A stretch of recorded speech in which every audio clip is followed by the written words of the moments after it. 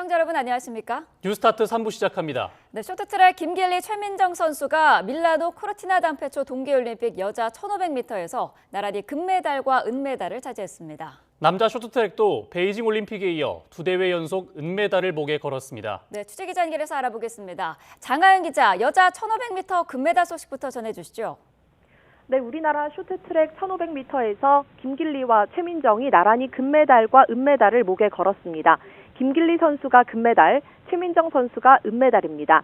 김길리와 최민정 뒤에서 여유 있게 출발했는데요. 최민정이 7바퀴를 남기고 2위, 김길리가 5바퀴를 남기고 3위로 올라섰습니다. 그리고 3바퀴째에 명장면이 나왔습니다. 선두로 가던 미국의 스토더들을 각각 인코스와 아웃코스로 추월하며 동시에 1위와 2위로 올라섰습니다. 직후 앞서가던 최민정을 김길리가 인코스로 추월했고 그대로 질주해 김길리, 최민정 순서로 결승선을 통과했습니다. 김길리는 1500m 세계 랭킹 1위, 이번 시즌 2차례 월드컵에서 우승한 이 분야 최강자입니다.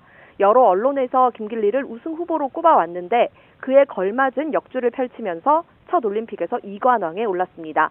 최민정은 2018년 평창, 2022년 베이징 올림픽 금메달에 빛나는 디펜딩 챔피언인데요. 이번에 전무후무한 쇼트트랙 개인전 3연패에 도전했었습니다. 후배에게 금메달을 내줬지만 통산 7개 메달로 동하계 올림픽 한국인 최다 메달 신기록을 달성하면서 살아있는 전설임을 보여줬습니다. 네, 20년 만에 계주 정상에 도전했던 우리 남자 쇼트트랙 대표팀, 이번에도 은메달로 시상대에 오른다고요? 네, 남자 쇼트트랙 대표팀이 5000m 계주에서 은메달을 획득했습니다. 이준서, 황대헌, 이정민, 임종원으로 구성된 우리 남자 대표팀, 계주 결승에서 네덜란드, 캐나다, 이탈리아와 메달을 겨뤘는데요. 남자 5000m 계주는 45바퀴를 돌아야 합니다. 우리나라는 가장 안쪽 1번 레인에서 첫 주자 이준서가 출발을 끊었습니다. 준결승에서 2차례 추월로 깊은 인상을 남긴 이정민이 이번에도 3차례 멋진 추월 장면을 만들어냈습니다. 25바퀴를 남기고 황대현이 이정민을 밀어주면서 4위에서 3위로 올라왔고요. 이정민은 18바퀴를 남긴 자신의 차례에서 또다시 추월에 성공하면서 2위로 순위를 끌어올렸습니다. 그리고 12바퀴째에 마침내 1위로 나섰습니다. 순서를 이어받은 임종원이 2위 선수와 간격을 벌리려고 했지만 역부족이었고 7바퀴를 남기고 황대현이 네덜란드의 선두를 빼앗겼습니다. 이준서가 3바퀴를 남기고 이탈리아에 밀려서 3위까지 처지기도 했는데 황대현이 마지막 바퀴에서 다시 추월에 성공하면서 2위로 경기를 마감했습니다. 우리 남자 대표팀 디펜딩 올림픽 챔피언인 캐나다, 그리고 개최국 이탈리아, 이번 대회 쇼트트랙 독주를 이어가고 있는 네덜란드를 상대로 2006년 토리노 올림픽 이후 20년 만에 이탈리아에서 다시 금메달을 기대했는데요. 네덜란드에 1위를 내주면서 이 아쉬움을 삼켰습니다. 지금까지 스포츠부에서 YTN 장하영입니다. 네, 대한민국 스피드스케이팅의 마지막 메달 기대 종목이죠. 남자 매스스타트 경기가 오늘 밤에 열립니다. 정재원은 지난 평창올림픽 남자 팀 추월 은메달, 지난 베이징 때는 남자 매스스타트 은메달리스트입니다. 정재원은 이번 시즌 ISU 월드컵에도 4차례 출전해 매스스타트에서 은메달 2개를 따냈습니다. 매스스타트 준결승은 오늘 밤 11시, 결승은 내일 0시 40분에 시작합니다. 봅슬레이 은메달리스트 출신 원윤종이 국제올림픽위원회 IOC 선수위원으로 선출된 소회를 전했습니다. 최다 득표로 당선된 원윤종 IOC 선수위원은 이탈리아 밀라노 코리아 하우스에서 진행한 기자회견에서 자신은 선수위원 후보자 11명 가운데 상위 2명 안에만 들자는 마음이었다고 설명했습니다. 임기를 마칠 때 잘 뽑았다는 말을 듣고 싶다는 원윤종은 선수들 이야기가 행정에 잘 반영되도록 힘쓸 것이라고 말했습니다.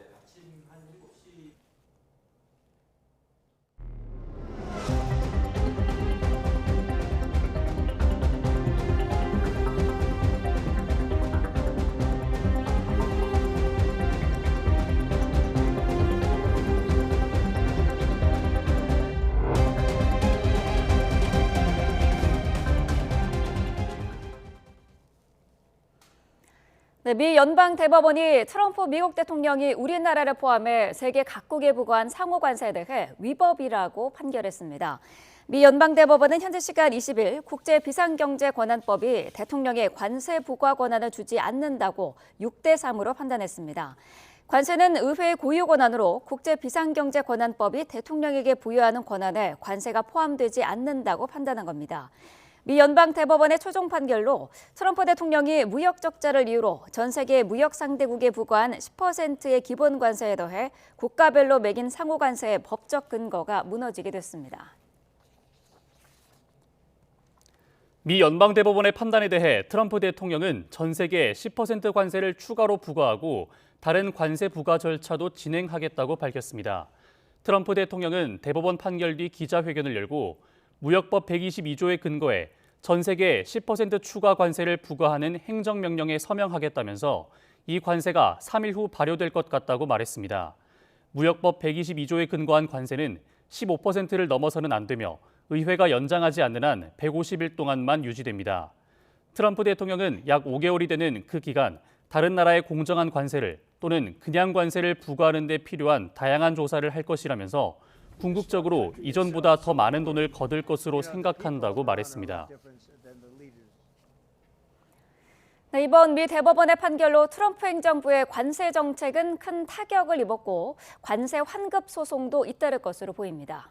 하지만 트럼프 대통령이 곧바로 대체 관세 카드를 꺼내들면서 기존의 무역 합의를 되돌리기는 어렵다는 전망이 나옵니다. 박영진 기자입니다.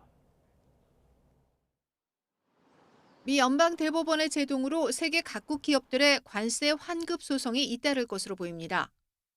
지난해 12월 미국 대형 유통업체 코스트코를 시작으로 지금까지 1000여 개 기업이 소송에 나선 것으로 알려졌습니다. 관세 환급 요구액이 1,750억 달러에 달할 거라는 예측치도 나왔습니다. 하지만 환급 대상과 또 절차 마련 등 실제 환급까지는 녹록지 않은 과정이 예상됩니다. I think the expectation is that refunds for those who file suit will be available at some point, but we don't know when that will be and what kind of process and timeline that would be under. 트럼프 대통령이 상호 관세가 사라진 자리를 더 강력한 대체 관세로 메우면서 이제부터 진짜 혼란이 시작될 거라는 우려도 나옵니다. We shouldn't think that the topic of tariffs is now going away somehow, even beyond potential lawsuits, because the president has any number of other ways that he can continue to try and push for tariffs and impact, levies. So we'll be watching for that.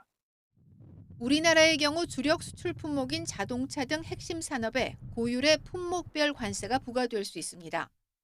트럼프 행정부가 쓸 수 있는 통상카드가 여전히 많은 상황에서 각국이 미국과 맺은 대규모 투자 합의를 뒤집는 것은 사실상 어려워 보입니다.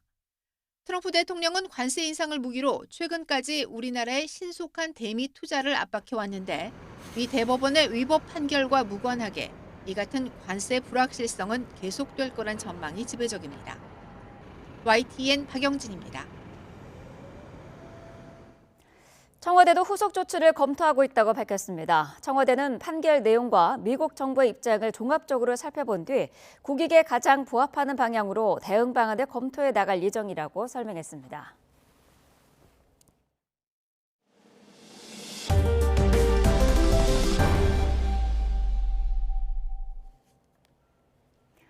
윤석열 전 대통령이 내란 혐의로 1심에서 무기징역이 선고된 뒤 첫 입장을 내놨습니다. 국민에게 사과한다면서도 비상계엄 선포가 국민을 위한 거라는 궤변을 이어갔습니다. 안동준 기자가 보도합니다.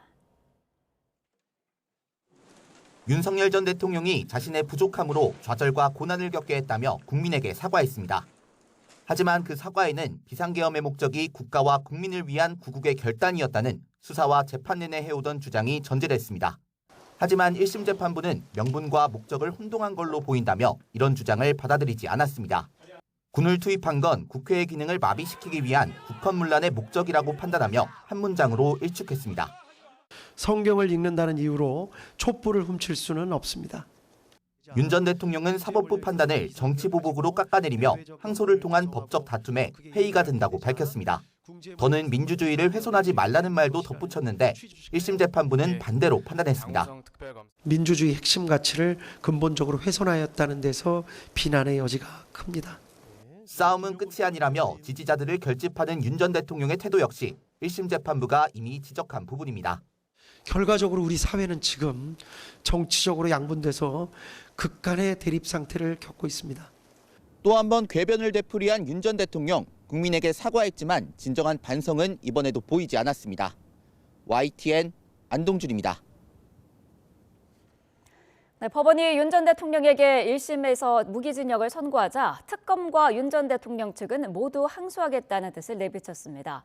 특검법에 따라 항소심 이후 사건이 대법원까지 간다 해도 9월 전에는 판결이 확정될 예정입니다. 보도에 임혜진 기자입니다. 1심에서 무기징역이 선고되자 윤 전 대통령 측은 판단을 존중한다는 최소한의 말조차 꺼낼 수 없다며 반발했고, 특검에서 정한 결론대로 내리는 판결이라면 지난 1년간 수십 회에 걸친 공판은 요식행위였습니까? 이런 재판은 왜 했습니까? 사형을 구형했던 특검도 아쉬움을 표했습니다. 의미 있는 판결이었지만 사실 인정과 양형 부분에 상당한 아쉬움이 있습니다. 선고 당일에도 결과를 놓고 장시간 토의를 이어간 내란 특검은 오는 23일 항소 여부를 결정하고 이유를 다듬기 위한 회의를 진행한다는 계획입니다. 윤 전 대통령 측 역시 판결문을 검토해 항소하겠다는 방침인데, 징역 30년이 선고된 계엄 2인자 김용현 전 국방부 장관은 선고 당일 항소장을 냈고, 징역 18년이 선고된 노상원 전 정보사령관과 징역 12년이 선고된 조지호 전 경찰청장도 이튿날 연달아 항소를 제기했습니다. 이들의 2심 재판은 오는 23일부터 업무를 시작하는 내란 전담 재판부가 진행하는데 형사 1부와 12부로 각각 배당될 예정입니다. 특검법에 따라 특검 기소 사건의 2심과 3심은 각각 전심 판결 선고일부터 3개월 안에 마쳐야 합니다. 이에 따라 항소심은 6월 전에 결론 나야 하고, 이후 상고한다면 늦어도 9월 전에는 대법원의 확정 판결이 나와야 합니다. 다만 윤 전 대통령 측이 내란 전담 재판부는 위헌이라면서 절차적 부당함을 주장하고 있어 향후 절차의 변수로 작용할 수도 있을 거로 보입니다. YTN 임혜진입니다. 군사법원에서 윤석열 전 대통령의 국회의원 체포 지시를 증언했던 이진우 전 수도방위 사령관은 정작 윤 전 대통령 재판에서는 기억이 없다면서 말을 바꿨습니다. 하지만 1심 재판부는 이 전 사령관의 증언이 아니더라도 윤 전 대통령의 체포 지시를 인정할 증거는 충분하다고 봤습니다. 신규혜 기자입니다. 비상계엄 당시 곽종근 전 특수전 사령관과 함께 국회에 투입된 이진우 전 수도방위 사령관. 당시 윤석열 전 대통령에게 사람이 너무 많아서 본회의장문에 접근을 못한다고 보고한 거로 조사됐습니다. 군사법원 재판 당시 이 전 사령관은 이와 관련해 윤 전 대통령이 문을 부수고 들어가서 끄집어내라고 해 정상이 아니라고 생각했다고 증언했습니다. 하지만 윤 전 대통령의 내란 혐의 재판에 나와서는 기억이 왜곡됐다며 말을 바꿨습니다. 대통령이 끌어내라면서 체포하라는 말도 했다. 근데 나중에 보니까 전혀 아니에요. 그 12월 4일 이후에 제가 거의 20 이상을 매일 TV를 보고 매일 조사받고 하다 보니까 말씀 안 하셨지만 제가 그렇게 상상을 하는 거예요. 재판부는 이런 증언 번복을 인정하지 않았습니다. 재판부는 이 전 사령관이 말을 바꾸긴 했지만 윤 전 대통령이 총이라는 단어를 사용했다고 진술한 점에 주목했습니다. 또 이 전 사령관과 함께 있던 부관은 윤 전 대통령이 총을 쏴서라도 문을 부수라고 했다고 상세하게 증언했는데, 재판부는 오히려 부관이 제3자적 관점에서 지시 내용을 더 정확하게 기억할 수 있다고 봤습니다. 재판부는 여기에 더해 2번, 3번 계엄하면 된다는 윤 전 대통령의 발언도 사실로 인정했습니다. 전직 국군 통수권자 면전에서 말을 바꾼 전직 사령관. 하지만 윤 전 대통령에게 선고된 형량은 무기징역이었습니다. YTN 신기혜입니다. 이재명 대통령이 육군과 해군, 공군사관학교 신임 장교 임관식과 카이스트 학위 수여식에 잇따라 참석했습니다. 불법 계엄 청산과 연구 생태계 복원을 각각 강조했는데 윤석열 전 대통령과는 확연히 대비되는 행보로 눈길을 끌었습니다. 정민용 기자입니다. 이재명 대통령이 육군과 해군, 공군사관학교를 졸업하고 장교로 첫 발을 내딛는 임관식을 직접 찾았습니다. 공교롭게도 윤석열 전 대통령이 내란 우두머리 혐의로 1심 무기징역을 선고받은 다음 날, 이 대통령은 신임 소위 558명 앞에서 불법 계엄 잔재를 청산하자고 의지를 나타냈습니다. 어떠한 상황에서도 주권자인 국민만을 바라보고 국민의 군대를 이끌어가는 국민의 충직한 리더로 성장해 나가시기를 빕니다. 10분 남짓한 임관식 축사에서 국민이란 단어는 17차례나 언급됐는데 윤 전 대통령 지시에 따라 계엄에 가담한 군의 환골 탈퇴를 주문한 걸로 풀이됩니다. 이 대통령은 임관식에 이어 3천여 명의 카이스트 학사와 석박사 졸업생 학위 수여식에도 참석했습니다. 졸업생들과 하이파이브를 하며 환호 속에 입장했는데 예산 삭감에 항의한 졸업생을 상대로 이른바 입틀막 사건이 벌어졌던 재작년과는 크게 다른 분위기였습니다. 특히 이 대통령은 보란듯이 올해 17% 증액한 기초연구 예산을 언급하며 연구 생태계 복원을 피력했습니다. 적어도 돈이 없어서 연구를 멈추는 일은 결코 없을 것입니다. 정부를 믿고 마음껏 도전하십시오. 아낌없이 투자할 것입니다. 청와대는 윤 전 대통령 선고와 무관하게 청년들을 격려하는 일정들을 사전에 준비한 거라고 설명했습니다. 다만 과거와 확실히 선을 긋고 미래로 나아가겠다는 이 대통령 메시지만큼은 분명해 보입니다. YTN 정인용입니다. 돈봉투 의혹을 받는 송영길 전 더불어민주당 대표에게 무죄를 선고한 항소심 판단에 검찰이 상고를 포기했습니다. 송 전 대표는 기소된 지 약 2년 만에 무죄가 확정됐습니다. 최기성 기자입니다. 검찰이 돈봉투 의혹으로 항소심에서 무죄를 선고받은 송영길 전 민주당 대표에 대한 상고를 포기했습니다. 검찰은 상고 포기 이유를 밝히며 앞서 대법원에서 무죄가 확정된 이성만 전 의원 사건을 언급했습니다. 최근 대법원에서 압수물의 증거 능력에 대해 더 엄격한 판단을 하는 점 등을 고려했다는 겁니다. 대법원은 이 전 의원 상고심에서 돈봉투 사건의 핵심 증거인 휴대전화 녹취록을 위법 수집 증거로 판단했습니다. 같은 증거를 둔 송 전 대표 사건 역시 항소심에서 상고가 기각될 가능성이 큰 점을 고려한 판단으로 풀이됩니다. 돈봉투 살포 의혹과 정치자금 수수 혐의를 받는 송 전 대표는 항소심에서 무죄를 선고받았습니다. 돈봉투 의혹은 1심과 같이 핵심 증거가 위법 수집 증거라는 이유로 무죄가 선고됐습니다. 1심에서 유죄로 판단됐던 불법 정치자금 수수 혐의 역시 관련된 압수물의 증거 능력이 배척되며 무죄로 뒤집혔습니다. 연이은 위법 수집 증거 판단에 검찰은 향후 압수수색 실무 운영을 점검하고 개선이 필요한 사항을 보완해 나가겠다고 밝혔습니다. 검찰이 상고를 포기하면서 송 전 대표는 기소된 지 약 2년 만에 무죄를 확정받으며 사법 리스크를 해소하게 됐습니다. YTN 최기성입니다.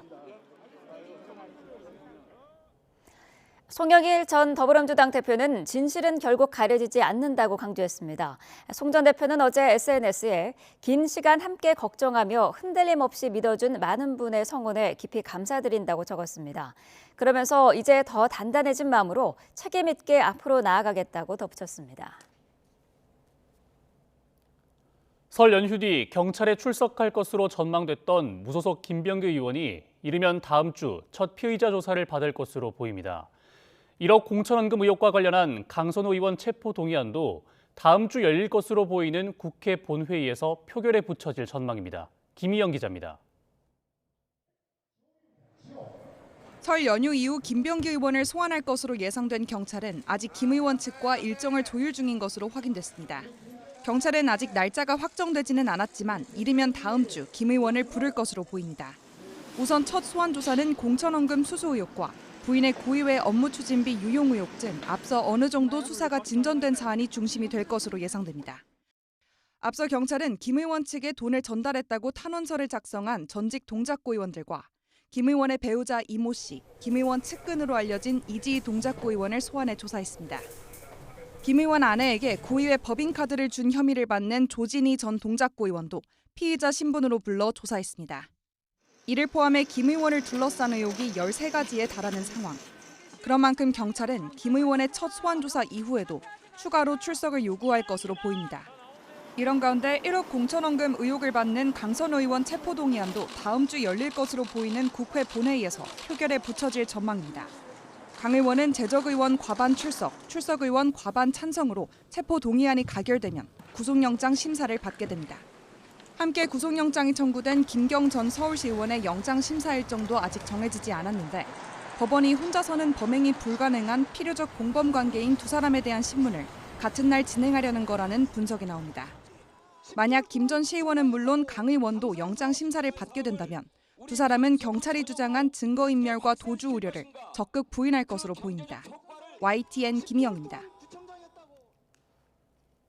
전직 매니저들의 폭로로 갑질 의혹 등을 받는 방송인 박나래 씨가 경찰 조사를 받았습니다. 박 씨는 구체적인 조사 내용에 대해선 말을 아끼면서도 사실이 아닌 부분을 바로잡겠다고 했습니다. 조경원 기자입니다. 특수상해 등 혐의를 받는 방송인 박나래 씨가 피의자 신분으로 처음 경찰 조사를 받았습니다.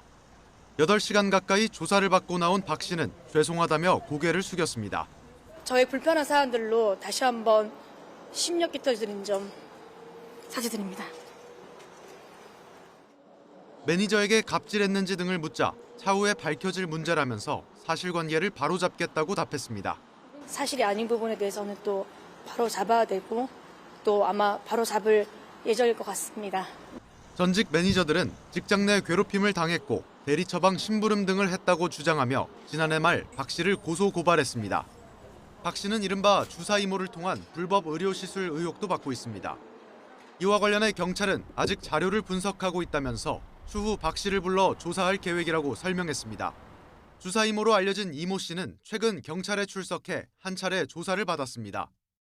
박 씨도 전 매니저들을 공갈 미수, 업무상 횡령 등 혐의로 맞고소했고 양측은 이미 고소인 조사를 마친 것으로 파악됐습니다. 경찰은 박 씨 진술 내용을 검토한 뒤 추가 소환 여부 등 수사 방향을 결정할 방침입니다. YTN 조경원입니다. 경찰이 폭발물을 설치했다는 협박글을 상습적으로 올린 고등학생을 상대로 7,500만 원대 손해배상을 청구하기로 했습니다. 경찰은 비슷한 허위 신고 사건에 대해 무조건 손해배상을 청구하는 등 강력히 대응한다는 방침입니다. 이현정 기자가 보도합니다. 인천 서구에 있는 한 고등학교. 경찰은 물론 119 구조대도 출동했고 임시 휴교 결정이 내려지며 운동장도 텅 비었습니다. 폭탄을 설치했다는 협박글을 받다는 신고에 비상이 걸린 건데 결국 아무 일도 벌어지지 않았습니다. 범인은 고등학생 조모군 일당으로 인천뿐 아니라 경기 광주, 충남 아산에 있는 학교들을 거론하며 비슷한 허위 게시물을 13차례나 올린 것으로 드러났습니다. 이로 인해 경찰 379명과 소방 232명, 공무원 11명 등 인력 633명이 동원됐고 수색 작업에는 63시간 51분이 소요됐습니다.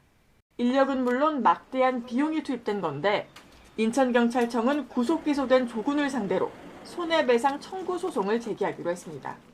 청구 금액은 7,544만 원, 낭비된 경찰력의 112 출동수당과 시간외 수당, 출장비, 유류비 등을 모두 종합했다는 설명입니다. 긴급신고 대응이 지연될 수 있고 불필요한 출동으로 국민의 세금이 낭비됐습니다. 민사상 손해배상을 청구함으로써 거짓 신고 행위가 근절되기를 기대하고 있습니다. 지난해 3월 공중협박죄가 신설된 후 최대 소송액인데 앞서 서울경찰청은 신세계 백화점 폭파 예고글을 올린 남성을 상대로 1,800만 원대 손해배상을 청구했고 잠실 야구장 테러와 노원구 고등학교 폭파 협박 등 지난해 잇따른 비슷한 허위 신고 사건들도 손해액 산정이 진행 중입니다. 배상 결정이 내려지면 미성년자인 조군이 물어내지 않더라도 매년 지연 손해금이 불어나고 부모 자산 압류도 가능합니다. 이번 소송이 공중협박은 처벌뿐 아니라 민사상 책임도 지게 한다는 무관용 원칙을 재확인하는 계기가 될지 주목됩니다. YTN 이현정입니다. 그룹 BTS의 광화문 공연이 한 달 남은 가운데 경찰은 최대 26만 명에 달하는 인파가 몰릴 것으로 내다봤습니다. 경찰은 인파 밀집에 따른 안전관리에 특공대까지 투입하기로 하고 불법 행위 대응에도 총력을 기울일 방침입니다. 배민혁 기자입니다. 서울 광화문 광장에서 열리는 BTS의 복귀 공연이 한 달 앞으로 다가왔습니다. 경찰은 행사 당일 최대 26만 명에 달하는 인파가 몰릴 것으로 보고 전담팀까지 꾸려 대비하고 있습니다. 공연 무대가 있는 광화문 광장 북쪽 시작점을 중심으로 덕수궁 대한문까지는 23만 명, 숭례문까지는 26만 명 인파가 몰릴 것으로 경찰은 예측했습니다. 경찰은 행사장 주변을 크게 4구역으로 나눠 경비 계획을 세웠습니다. 인파가 가장 몰릴 것으로 예상돼 펜스 내 집중 관리를 펼치는 코어존부터 인파가 유입되는 지역인 콜드존까지 나눴는데 코어존 인근에 인파가 몰릴 경우 외곽 지역부터 유입을 차단할 계획입니다. 경찰은 행사와 관련된 각종 불법 행위에 대해서도 엄정하게 대응하기로 했습니다. 매크로를 이용해 부정한 방법으로 표를 예매하는 행위, 구매한 표나 행사장 인근 숙박권 판매를 빙자한 사기 행위 모두 처벌 대상입니다. 또 온라인상에 협박글이 올라올 가능성도 있다고 보고 사이버 수사대 전담팀을 지정해 사전 모니터링을 강화하고 범죄 행위 발생 시 즉각 처벌할 계획입니다. 수시 현장 점검을 통해서 위험 요인을 사전에 제거하는 등 행사가 안전하게 마무리되도록 총력 대응할 계획이고요. 시민 여러분의 적극적인 협조를 요청드립니다. 경찰은 현장에서 발생할 수 있는 난동과 폭행 등 물리적 행위에도 대비하기 위해 일선 경찰서의 10여 개 강력팀과 경찰 특공대도 배치할 예정입니다. YTN 배민혁입니다. 어제 저녁 8시 반쯤 경북 경산시 남산면에 있는 폐기물 매립장에서 불이 나 8시간 만에 꺼졌습니다. 이 불로 다치거나 대피한 사람은 없었습니다. 야적장에 쌓여있던 폐기물 50톤이 모두 탔지만 인근 야산 등으로 불이 번지지는 않았습니다. 소방은 폐기물 더미에서 불이 시작된 것으로 보고 정확한 화재 원인을 조사하고 있습니다.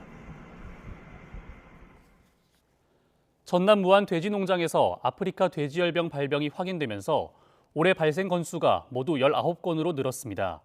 이 농장은 돼지 3,500마리를 사육하는 곳입니다. 아프리카 돼지열병 중앙사고수습본부는 초동방역팀과 역학조사반을 현장에 파견해 외부인과 가축, 차량의 출입을 통제하고 있습니다. 사육 중인 돼지는 살처분할 방침입니다. 북한 무인기 침투 사건을 수사하는 군경 합동조사 TF가 자신이 무인기를 날렸다고 주장한 대학원생 오모 씨에 대한 구속영장을 신청했습니다. 군경 TF는 오 씨가 관련 사업을 위한 경제적인 목적으로 북한에 무인기를 날린 것으로 보고 있습니다. 윤태인 기자가 보도합니다. 군경 합동조사 TF가 북한에 무인기를 날려보낸 30대 대학원생 오모 씨에 대한 구속영장을 신청했습니다. 오 씨는 앞서 자신이 북한에 무인기를 날렸다고 스스로 밝혔는데 군경 TF는 오 씨에 대해 주범으로 증거를 없앨 우려 등이 크다고 봤습니다.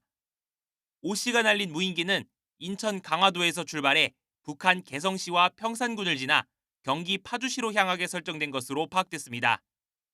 비행은 모두 4번 이뤄진 것으로 조사됐는데 군경 TF는 이 과정에서 개성공단뿐 아니라 우리 군사시설도 무단 촬영한 정황을 포착한 것으로 전해졌습니다.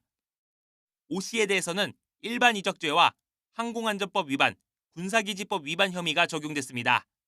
무인기를 날려 남북 간 긴장을 조성해 국민을 위험에 직면하게 했고 우리 군의 군사사항을 노출하는 등 군사상 이익을 해쳤다는 겁니다. 군경 TF는 오 씨가 무인기 사업을 통해 경제적 이익을 얻을 목적으로 성능시험 차원에서 이 같은 범행을 저지른 것으로 봤습니다.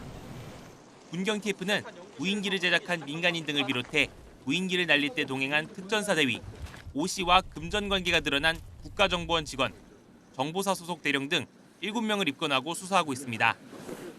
이들 가운데 처음으로 구속영장이 신청된 건데 검찰도 법원에 영장을 청구하면서 다음 주 초면 오 씨에 대한 구속 전 피의자 신문이 열릴 것으로 보입니다. YTN 윤태인입니다. 9.19 남북 군사합의 사항이었다가 효력이 정지됐던 군사분계선 일대 비행금지 구역이 민간의 대북 무인기 침투 사건을 계기로 다시 복원되는 방안이 추진됩니다. 정부는 북한을 향해 거듭 평화 공존을 강조했는데 북한은 우리 측 의지를 높이 평가한다면서도 대남 적대 기조를 고수하고 있습니다. 나혜인 기자입니다. 정부가 무인기 침투 재발 방지책으로 언급한 비행 금지 구역 설정은 2018년 남북이 체결한 9.19 군사 합의를 일부 복원하겠다는 의미입니다. 당시 남북은 항공기 종류나 전선 위치에 따라 군사분계선 근처 10km에서 40km까지 군이 운용하는 모든 기종의 비행을 금지하기로 합의했습니다. 국방부는 군사 대비 태세에 영향이 없도록 미국 측과 협의해 보완 대책을 마련하겠다고 강조했습니다. 한반도 평화 공존을 위한 정부의 노력을 군사적으로 뒷받침해 나가겠다. 그런 차원에서 이해를 해주시면 감사하겠습니다. 국방부가 미국과의 협의를 강조한 건 연합 정찰 자산을 활용해 대북 감시 태세엔 지장이 없도록 하겠다는 뜻을 내비친 것으로 해석됩니다. 다만 북한이 적대적 두 국가론에 따라 9.19 합의를 폐기하고 경계를 강화하는 상황에서 우리만 복원할 경우 형평성 논란이 뒤따를 수 있습니다. 바늘구멍이라도 뚫어야 되는 상황이라고 얘기를 했거든요. 선의 의지를 표명하는 정무적 판단은 충분히 이제 가능한 상황이고 우리의 선의에만 요구하는 이런 게 계속되면 정부의 부담이 더 커지겠죠.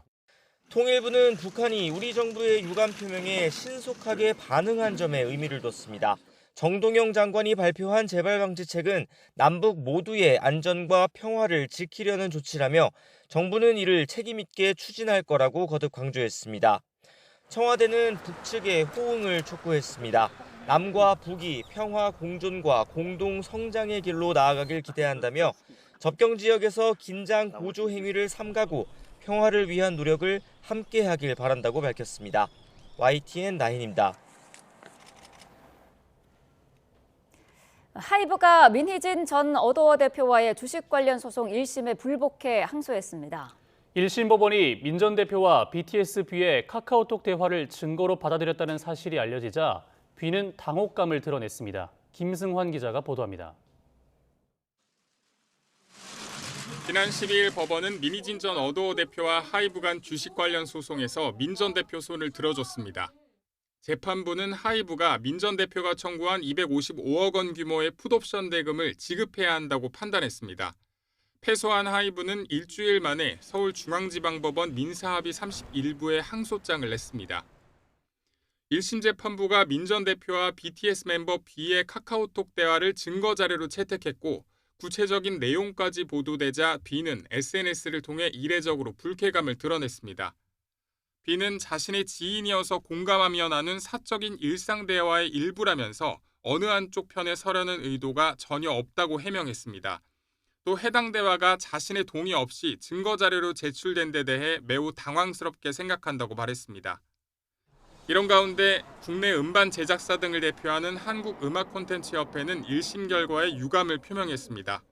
협회는 이번 판결이 계약 기간 중 멤버를 빼가는 이른바 템퍼링으로 볼 수 있는 행위까지 정당한 경영활동으로 해석될 여지를 남겼다며 우려를 나타냈습니다.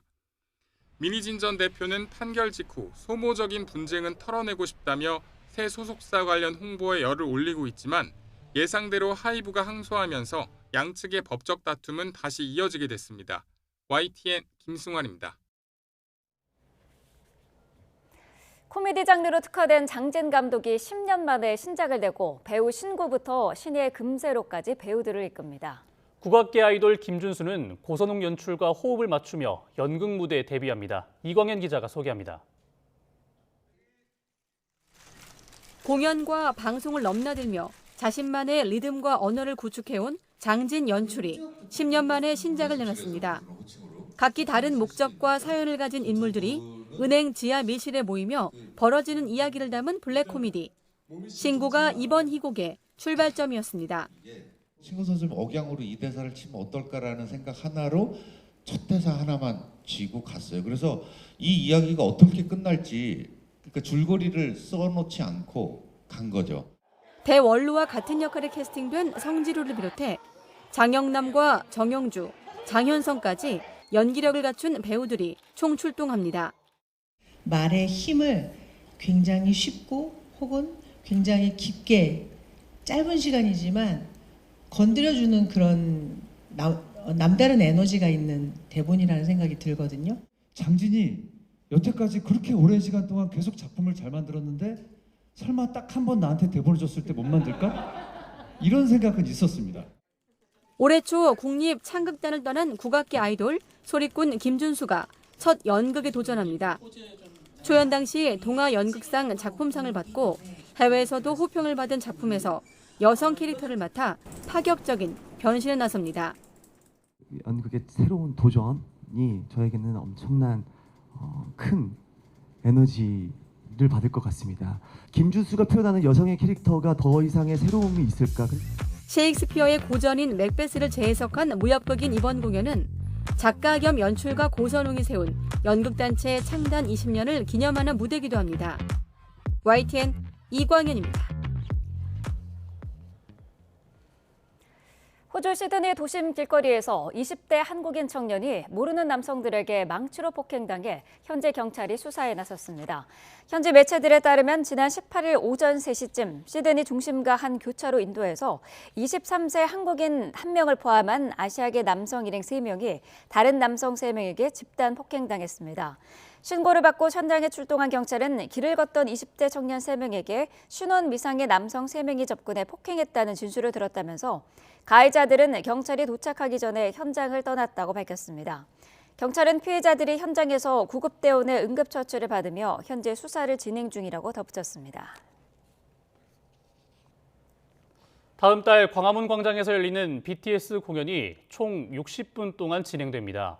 소속사 빅히트 뮤직은 오늘 팬 플랫폼 위버스에 다음 달 21일 저녁 8시에 열리는 BTS 컴백 라이브 아리랑 예매 관련 상세 정보를 공개했습니다.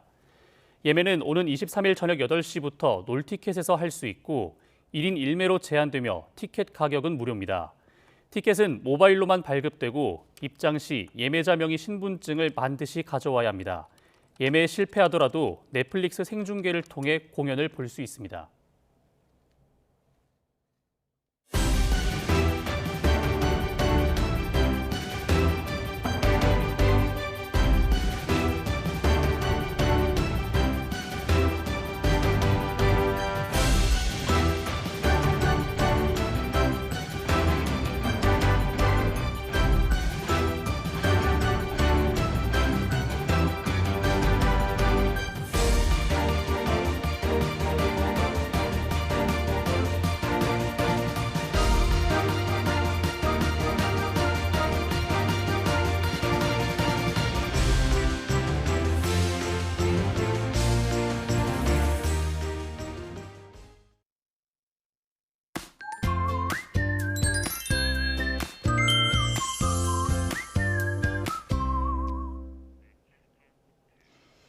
오늘도 봄처럼 온화하겠습니다. 현재 서울 기온이 영상 3.9도고요. 낮에는 17도까지 올라서 이번 겨울 들어서 가장 포근하겠습니다. 그만큼 일교차가 10도 이상 크게 벌어진다는 점 염두에 두시길 바랍니다.